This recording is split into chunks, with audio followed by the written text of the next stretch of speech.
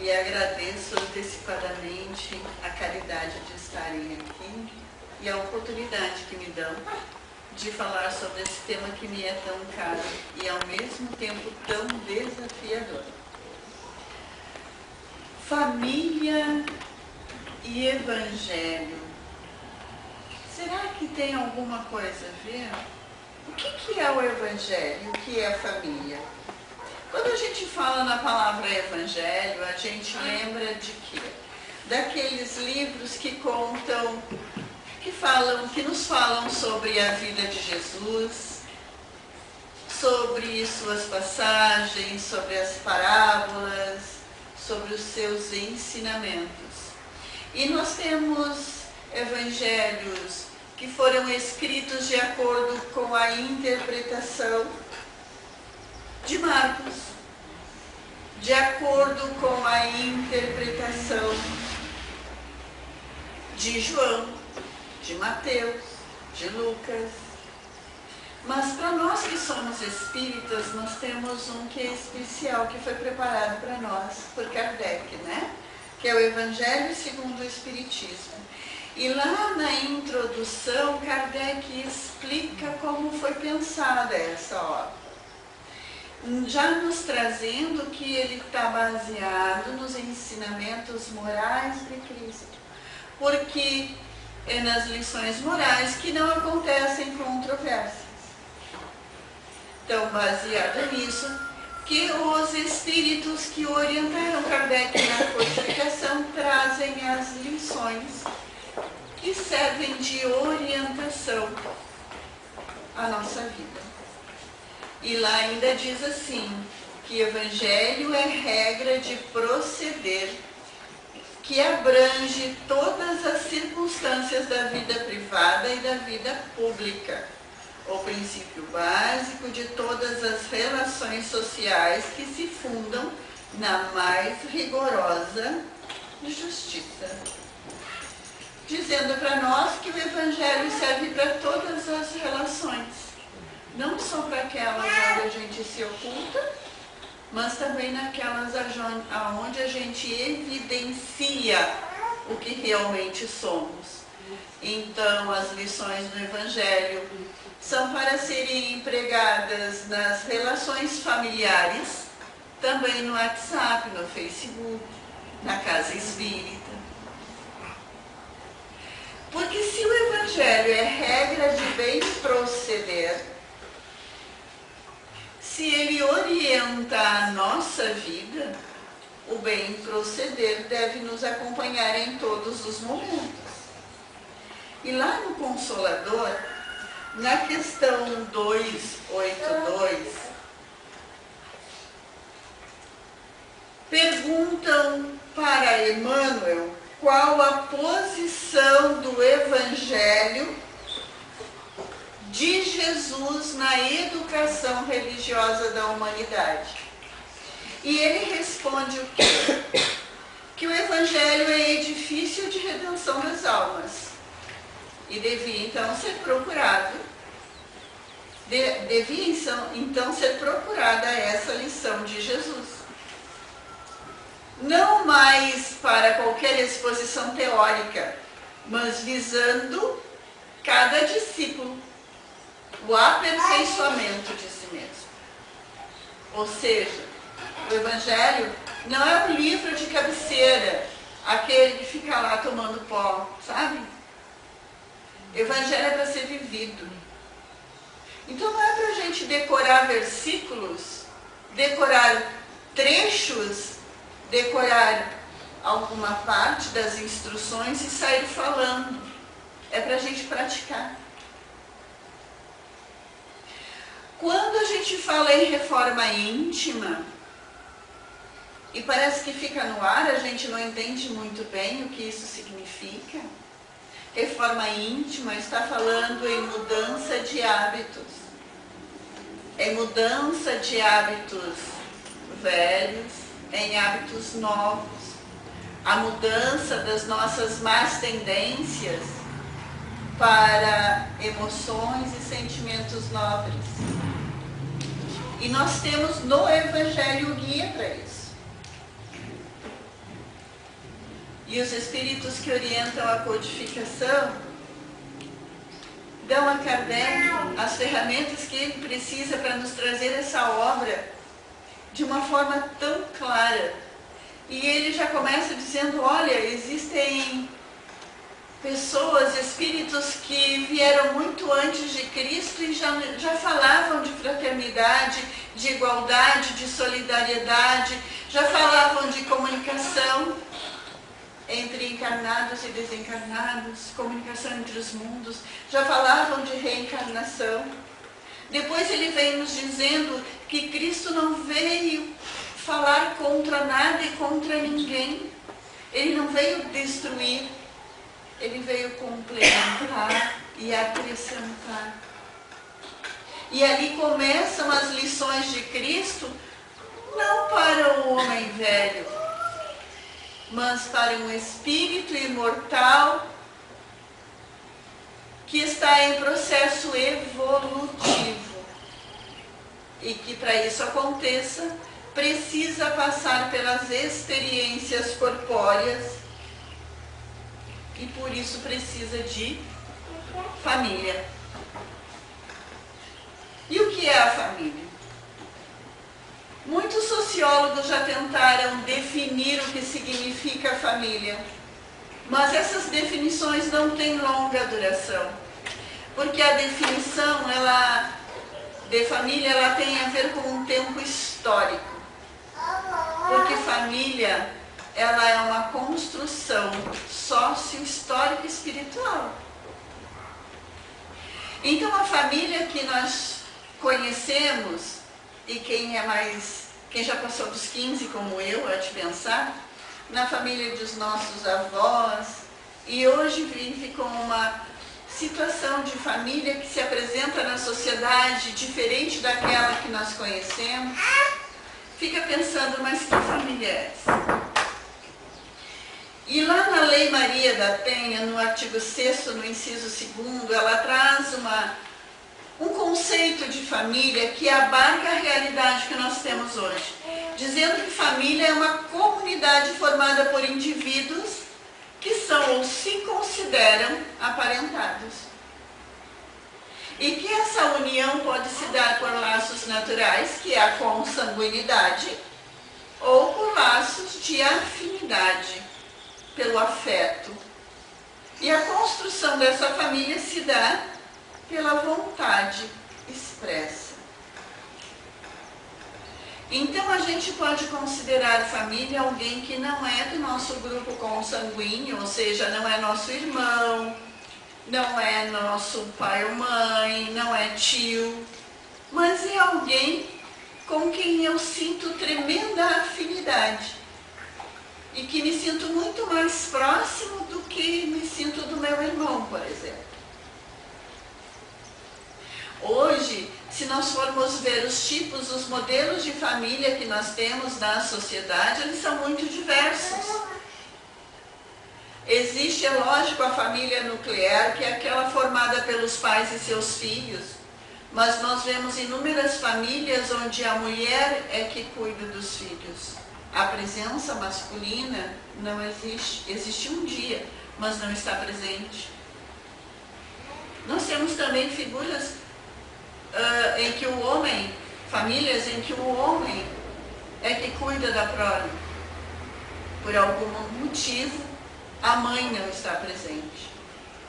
Nós temos famílias em que não existem a referência de pai e mãe, que a gente diz que é a família anaparental, mas são famílias, porque os indivíduos que são ali se cuidam e se protegem, e assim se reconhecem como família. Temos famílias formadas por casais homoafetivos. E esse conceito de família também abarca esse tipo de família, que é aquela família formada pela afinidade, pelo interesse, que cumpre funções.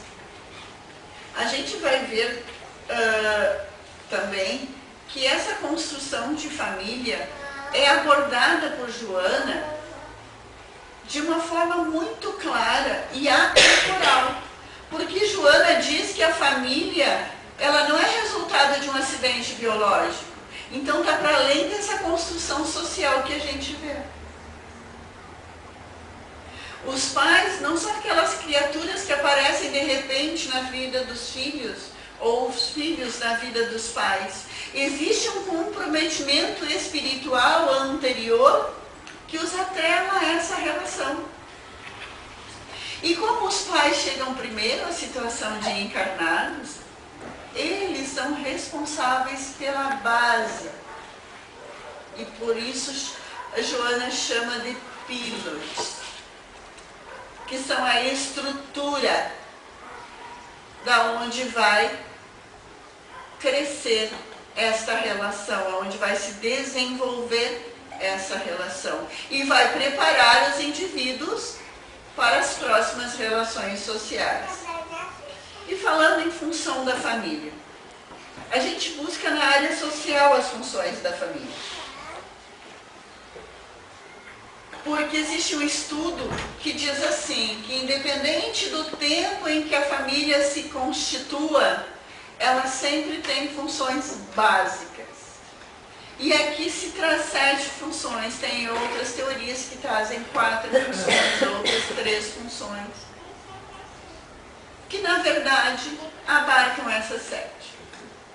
Seria sustento, ou seja, cabe aos pais o sustento, a manutenção da prole, a proteção, e essa proteção se refere não só à questão de ter um teto, a alimentação, mas também a questão de orientação para a saúde, higiene, educação, e aí a educação nesse sentido amplo, que abarca tanto a questão, a educação para a vida profissional, né? Que é essa educação voltada para a instrução, como a educação voltada para o moral. E essa com mais peso do que a outra. Também a função da família é a recriação, ou seja, permitir às crianças e aos jovens e também aos adultos que fazem parte momentos de lazer. O lazer também é momento de aprendizagem, também é pelo lúdico que a gente aprende. E o corpo precisa de repouso muitas vezes. Precisa de passar por experiências diferentes. A socialização. Socialização é preparar a prole para o mundo. Socializar é preparar os filhos para conviver em sociedade, para serem respeitosos com os outros, para conhecerem os seus limites. E aí a gente já entra na função de autoidentidade, que é auxiliar o filho a se reconhecer. Quem sou, onde estou, a quem pertenço, que lugar é esse? E também formação de caráter e personalidade. Isso se forma em casa, porque nessa formação estão os limites, as orientações para a atuação em espaços maiores. O que é isso? Criança a gente educa em casa. Eu não sei se vocês já presenciaram alguma cena de criança fazendo aquela ceninha básica em supermercado, rolando, chorando, gritando, e a mãe apavorada, querido, não faz, querido, não faz. Criança aprende a reconhecer a autoridade em casa. E não é com violência, não é batendo. É quando pai e mãe sentam e explicam o que pode e o que não pode. Uma criança de 2 ou 3 anos não tem condições de escolher qual a melhor roupa para colocar num dia de frio se ela tem um roupeiro imenso para escolher. E se ela, com um frio de 0 graus, que vacaria nem é comum fazer isso, né? Escolher um biquíni, você vai ter que deixar, porque você permitiu isso a ela. Agora, se ela tem uma jaqueta e você diz, olha, essa é a roupa de hoje, ela aos poucos vai aprender que existem condicionantes para a sua liberdade. Porque liberdade não é sair por aí fazendo o que dá na telha. É exercer o seu direito, respeitando o direito do outro. E criança aprende a fazer isso dentro de casa. Então, quando a gente pergunta para a criança assim, o que você quer comer, você está transferindo para ela uma responsabilidade que é sua, de garantir a ela que ela tenha uma boa alimentação, uma alimentação adequada ao seu desenvolvimento. Porque se ela escolher comer um pacote de bolachinha recheada em vez de um prato de arroz com feijão, é o crescimento dela que você está tolhendo. É a saúde dela que você está comprometendo. E a saúde mental também, porque ela vai sair pela rua achando que todo mundo vai fazer o que ela quer, quando ela quer e por que ela quer. E daí a gente tem uma sociedade que a gente tem hoje, com pessoas que não reconhecem os direitos dos outros, preconceituosas, não fraternas, porque não aprenderam isso em casa. Não aprenderam que independente do gênero, eu preciso respeitar porque é um indivíduo que está ali exercendo os seus direitos. E espiritualmente falando, é um espírito imortal que está conosco nesta trajetória. E tem muito a nos ensinar. Então, quando se fala em afeição, por exemplo, na família, é trabalhar sentimentos, e todos os sentimentos. A gente tem direito a sentir raiva? Tem, porque a gente não tem o direito de sair quebrando as coisas porque está com raiva. A gente tem o direito de estar triste? Sim, mas isso não quer dizer que eu tenho que infernizar a vida dos outros porque eu estou triste. E isso a gente ensina filho em casa a fazer. Joana fala dessas mudanças que ocorrem na família. E ela diz que as mudanças vão continuar ocorrendo, e vão continuar ocorrendo conforme a conquista de cada época. Já falando que depende também da evolução da humanidade, mas que a família não deve perder os seus alicerces de segurança. E que alicerces são esses? Joana fala em fidelidade ao grupo, amparo recíproco e proteção. O que é fidelidade ao grupo? O que a gente entende por fidelidade? Não precisam me responder. Mas será que fidelidade é ficar admirando a grama do vizinho sem contribuir no meu gramado? Será que fidelidade é valorizar tudo que o meu amigo tem em detrimento do que eu tenho, sem valorizar o que eu tenho dentro da minha casa? Renderia muito falar em fidelidade na família, porque por vezes a gente comete a traição achando que está protegendo. A fidelidade que Joana traz é muito mais profunda do que a gente pode abordar em poucos minutos. E quando fala em amparo recíproco, ela não está falando só na questão do sustento, mas na questão de ser suporte um para o outro. Lembrando que a família é uma reunião de espíritos em processo evolutivo. E se nós estamos aqui é porque somos dependentes uns dos outros, né? E a maior das funções da família, a mais importante, está lá na 774 do Livro dos Espíritos, que é pelo estreitamento dos laços familiares que se estreitam os laços sociais. E se não fosse assim, lá na 775, haveria um recrudescimento do egoísmo, um avanço do egoísmo. E nos dias que nós vivemos hoje, não é isso que nós estamos vendo? As pessoas olhando primeiro para as suas necessidades, para depois da necessidade do outro. E amigos, talvez aqui não aconteça, mas eu tenho amigos espíritas e muito me dói isso, manifestando no Facebook, em suas redes sociais, a sua aversão a esses irmãos que nos chegam numa condição de fragilidade imensa, fugidos de suas pátrias, abrindo mão do que é seu, do seu cantinho e do seu espaço, em busca de paz, em busca de compreensão, de um lenitivo para as suas almas.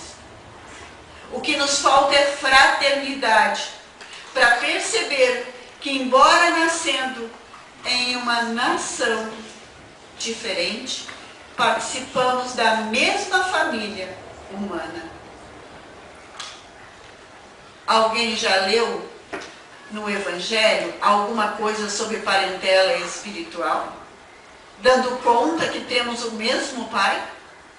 Que somos irmãos, independente do bairro onde moremos, da cidade, do país?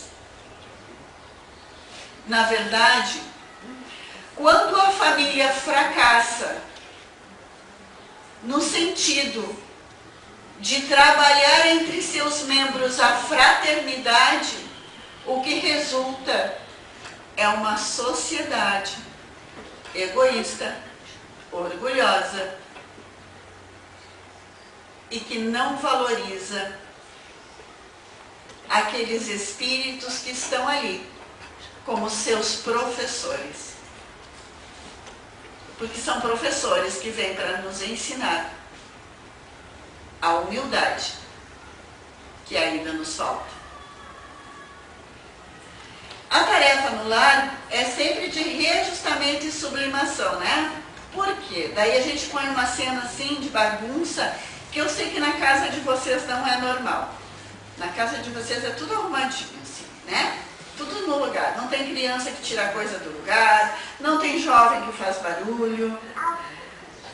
Às vezes a gente tem a sensação de que aconteceu um equívoco, que não é bem assim, alguém colocou no endereço errado, as pessoas vieram, né? O aparelhinho aquele, o aplicativo que conduziu de maneira equivocada.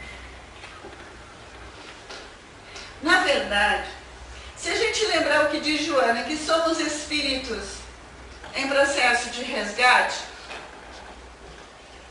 será que na nossa casa vai nascer só anjinhos?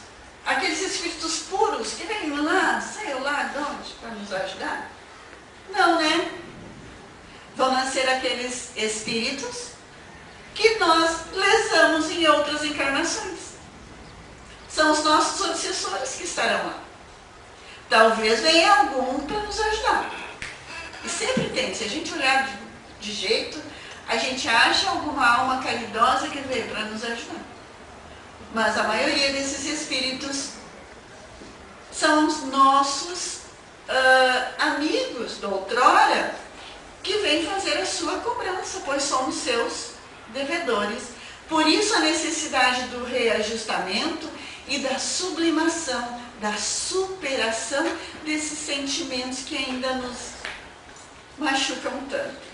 Então a escola o lar é para nós o quê? Uma escola, um hospital, uma oficina, um santuário, porque é um lugar onde a gente é acolhido, é socorrido, a gente aprende, a gente é tratado e a gente tem um trabalho a desenvolver, né?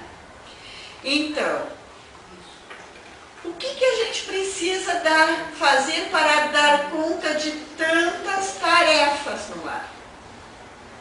Vamos pensar assim, é fácil desenvolver a harmonia no lar? É fácil ter felicidade no lar? Ninguém nem balança a cabeça, eu acho que vocês estão muito reflexivos hoje. Ah, tem uma mãozinha dizendo que mais ou menos. Tá bom, tá bom.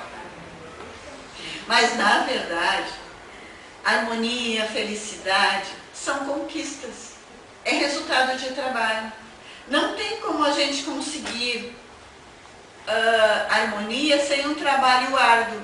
E esse trabalho começa no nosso interior, com algumas coisas muito simples, que é aprender a conviver. Conviver é o quê? Viver junto com, né? Viver com, viver junto. Isso exige o quê? Paz interior. Paz interior. Por que paz interior? Joana tem um texto que diz assim, que a gente acumula em nossa mente alguns hábitos mentais, né? E a gente verbaliza esses hábitos. Então, se esses hábitos são bons, a gente reage legal. Se os hábitos não são tão bons, o que acontece? A gente se torna violento. Então, a maneira mais fácil que a gente tem de conhecer alguém é conversar com ele no improviso. E a maneira que as pessoas têm de nos conhecer também é conversando no improviso. Porque quando nós somos tentados, quando nós somos forçados, quando somos desacomodados, aparece quem realmente não somos. Aí nós tiramos a máscara. Por isso que viver no lar exige de nós algo muito especial. Em primeiro lugar, a capacidade de trabalhar em nós a humildade. De sabermos que não somos donos da razão, nós não sabemos tudo, nós viemos aqui para aprender, independente da idade que tenhamos, e precisamos aprender a silenciar. Porque nem sempre a melhor resposta é o bate-boca, é o enfrentamento, é o diálogo. E aí entram habilidades de comunicação e negociação. A habilidade de comunicar é o quê? É saber dizer o que quer, quando e no momento certo. Como e no momento certo. E saber negociar. Ou seja, aí eu vou dar um exemplo que aconteceu na minha casa. Na casa de vocês eu acho que não acontece essas coisas. Assim. O meu filho adolescente não arrumava o quarto nunca. Era um estresse cada vez porque eu queria que ele arrumasse o quarto. Só que assim, como eu falava com ele, né? Sempre brigando, sempre com um tom de voz um pouco acima do normal e falando como era para fazer. Até que um dia eu peguei um livro chamado Como Falar para Seu Filho Ouvir e Como Ouvir para Seu Filho Falar. E fiz um exercício que está lá. E no final de semana eu cheguei para ele e falei diferente. Eu digo, lá. É assim, a casa é uma só, né? Tem várias peças, mas a casa é uma só. Eu faço todo um trabalho de arrumar todas as outras peças. Será que tu pode me ajudar hoje? Aí ele parou. Tá, o que tu precisa? Eu engoli, silenciei, porque a vontade que dava era de brigar de novo, né? Com aquela reação, tá, o que tu precisa? Cheguei para ele assim, olha, eu tô muito cansada, tenho como tu arrumar o quarto? A gente vai receber uma visita durante a semana e teu quarto precisa estar arrumado, pelo menos para eu abrir a porta e mostrar, ó, tem essa peça. Ele entrou e arrumou o quarto. Eu não abri o roupeiro para saber como ele estava. Mas o quarto, quando a gente abria a porta, até perfumado estava. O que aconteceu de diferente? A necessidade era a mesma, a forma de falar foi diferente. Né? E a gente aprende isso em família. Então a gente precisa fazer investimento em família, investimento em tempo, investimento no sentido de transformar alguns hábitos, né? E quando a gente fica com muitas dificuldades assim, a gente vai lá na casa espírita, né? Olha, notem o aquário lá da família, tem mais 10 minutos, é isso? Tá bom. Notem o aquário da família lá, a água está meio turbando, tá? Às vezes a gente está em casa naquele turbilhão, assim, muita coisa acontecendo, tem muita coisa negativa, o nosso pensamento não está legal, a nossa vibração não está boa. Daí eu dou uma mergulhada lá no aquário da casa espírita, né? E vou lá e faço o quê? Recebo aquele passe, tem uma paz, né? A gente entra aqui, senta, se sente tão bem, se sente até mais leve. E como é que a gente volta para casa? A gente leva água limpa ou a gente volta sujado? Na verdade, para a gente viver em paz, a gente tem que emitir pensamentos bons. Para que o relacionamento e a harmonia na família melhore, a gente tem que se preocupar com isso. Porque é lá na família que a gente tem a aula prática da vivência, do ensino do Cristo. Aquela coisa que o Cristo falou lá de ser desumildes, misericordiosos, de perdoar, não é para o vizinho, é para dentro de casa. Não é para a casa espírita do trabalho, é para dentro de casa. E quando a gente vai na casa espírita, então, a gente pega um pouco mais dessa teoria, um pouco mais de ensinamentos. A gente até tem uma certa prática, né, pelo convívio, pela oportunidade do trabalho no bem, e leva mais ensinamentos para casa para aplicar. E quando a gente ainda precisa de mais coisas, a gente precisa de mais ajuda, a gente tem a casa espírita também, porque a gente tem a oportunidade de estudo, de aprofundar no estudo do espiritismo e daí descobrir por que as coisas acontecem assim e parece que é só lá em casa. E daí o espiritismo vai dizer que não é só na tua casa e que tua vida não começou ontem, nem nessa encarnação, que hoje são consequências de causas anteriores. Nós temos a oportunidade do trabalho do bem, no atendimento àqueles que chegam a casa necessitados, não só do material, mas também do atendimento espiritual. Nós temos a oportunidade da prece, do passe e também o Evangelho no Lar. O que é o Evangelho no Lar? O Evangelho no Lar, alguém há de dizer assim, é uma reunião de estudos que acontece semanalmente. E tá certo. O objetivo maior do Evangelho no Lar é fazer com que as famílias aprendam a dialogar de forma fraterna. E conforme vão exercendo essa prática semanalmente, tendo disciplina e assiduidade, as condições de harmonia no lar vão se melhorando, porque, consequentemente, vão se elevando os padrões vibratórios do lar. Os nossos pensamentos vão se alterando para melhor. E os padrões vibratórios vão se transformar também. Então, fazer o Evangelho no lar também é busca de harmonia. É uma ferramenta que nós temos à disposição. E vou fazer a vocês 3 perguntas. E essas perguntas foram feitas por por Haroldo Dutra Dias num vídeo sobre evangelização. Porque assim, eu estava assistindo o vídeo e ele lançou 3 perguntas e eu na hora fiquei sem responder. Então, eu vou fazer as perguntas, vocês fiquem pensando para eu continuar o trabalho, tá bom? A primeira é assim: como ensinar um filho a ser prejudicado por alguém e não afogar-se na mágoa? A segunda: como ensinar seu filho a sofrer uma grande frustração decorrente de uma expiação e manter-se sereno e confiante em Deus? A terceira é como ensinar seu filho a controlar seus desejos para que esses desejos não sejam causa de comprometimento na sua encarnação. Ficou fácil? Não?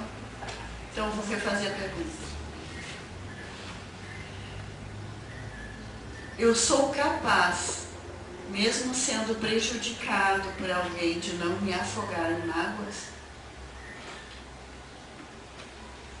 Eu sou capaz de sofrer uma grande decepção, que eu sei ser decorrente de uma expiação, e me manter sereno, tranquilo, confiante em Deus?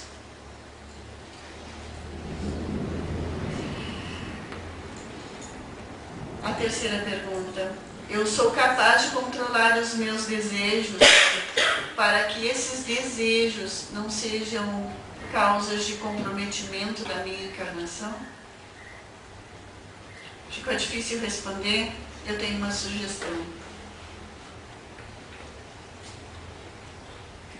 A evangelização. Quando a gente fala em evangelização, todo mundo pensa na criança e no jovem, não é? Como se só criança e jovem precisasse se evangelizar. Mas a evangelização, ela serve para todo o espírito imortal, independente da condição que esteja enquanto encarnado. Se criança, jovem, adulto ou idoso. Porque sendo espíritos imortais, aprendemos o tempo inteiro. E se somos reencarnacionistas, sabemos que vamos retornar, algumas coisas têm que estar melhor. A evangelização, então, ela tem um objetivo bem específico, que é auxiliar o evangelizando a amar a si, ao próximo, aliás, a Deus, ao próximo e a si mesmo. O objetivo principal da evangelização é transformar o homem em um homem de bem. E eu nem vou falar do capítulo 17, eu vou sugerir para vocês a leitura da 918 do Livro dos Espíritos. Além, porque a gente se lembra sempre do capítulo 17, né? 918. E por que evangelizar? E aí eu trago Emmanuel. Emmanuel, no livro Consolador, ele aborda esse tema do Evangelho em 3 questões, de forma bem significativa. Ele aborda em outras, mas nessas de forma mais significativa. E uma delas, na questão 235, ele fala das fontes de iluminação do homem. Ele diz que existem muitas fontes de iluminação, porque existem muitas fontes de conhecimento. Mas tem um trecho que ele diz assim, ó: em se tratando de iluminação espiritual, não existe fonte alguma, além da exemplificação de Jesus no seu Evangelho de verdade e vida. E na 236, ele vem falar aos espíritas. Ele diz assim, porque a gente acha que para ser espírita basta estudar no ESD, porque no ESD a gente tem toda a base da filosofia e da ciência. Então, estudar no ESD, grupo mediúnico e trabalho social, tá ok, não precisa mais nada. Isso quando faz, né? Que tem gente que se rebela e não quer estudar ainda. E Kardec diz, primeiro estudo, depois trabalha. Primeiro compreende o que é preciso fazer, para depois botar a mão na obra. Alguém sai por aí fazendo cirurgia sem estudar antes? Alguém sai por aí dando aula, se intitulando professor sem ter feito um curso básico antes? Como é que a gente vai sair aplicando passos sem saber o que está fazendo? Como é que a gente vai fazer um atendimento fraterno sem saber de onde está falando? O estudo é base para todo e qualquer trabalho. E daí no 236, Emmanuel foi questionado sobre a questão do proselitismo, que é a questão de trazer mais adeptos e tal, e ele responde o seguinte, que os espíritas sinceros devem compreender que os fenômenos acordam a alma, como um choque de energias externas que faz despertar uma pessoa adormecida, mas somente o esforço opera a edificação moral, legítima e definitiva. Tipo assim, ó, tem que ter mais que estudo. E o trabalho, ele é, primeiro, interior. Porque ele fala em modificação. E ele diz assim, que o espiritismo sem evangelho pode alcançar as melhores expressões de nobreza, mas não passará de atividades destinadas a modificar-se ou desaparecer, como todos os elementos transitórios do mundo. E o espírita que não cogitou da sua iluminação com Jesus Cristo pode ser um cientista, um filósofo com a mais elevada aquisição intelectual, mas estará sem leme e sem roteiro no instante da tempestade inevitável da aprovação de Deus. Todos vamos passar por provas, todos vamos passar por situações difíceis. E que Emmanuel nos chama a atenção não adianta só o conhecimento, a gente tem que introjetar esse conhecimento. E quem nos auxilia é a evangelização, porque vai fazer com que a gente contextualize. E daí Emmanuel vai dizer assim, que existe uma grande diferença entre doutrinar e evangelizar. Porque para doutrinar, basta que eu tenha conteúdo. E é só falar. Eu não preciso fazer. Agora, para evangelizar, ele diz lá, é necessário a luz do amor no nosso íntimo. É preciso vibrar como Cristo. Ou seja, eu preciso fazer o possível para caminhar em direção ao que o Cristo apregou. Afinal, se ele é nosso modelo e guia, o que a gente está fazendo que não está buscando isso ainda? Modelo não é aquilo que a gente se inspira para fazer? E o que a gente traz de evangelização? A evangelização, ela nos permite olhar para o tema doutrinário e ver a aplicabilidade dele num tema cotidiano. E pegar as nossas dores, os nossos sofrimentos, as experiências do cotidiano e enxergar a luz do Evangelho, aonde a gente aplica. Afinal, se o Evangelho diz para perdoar, como é que eu aprendo a perdoar? Sozinho?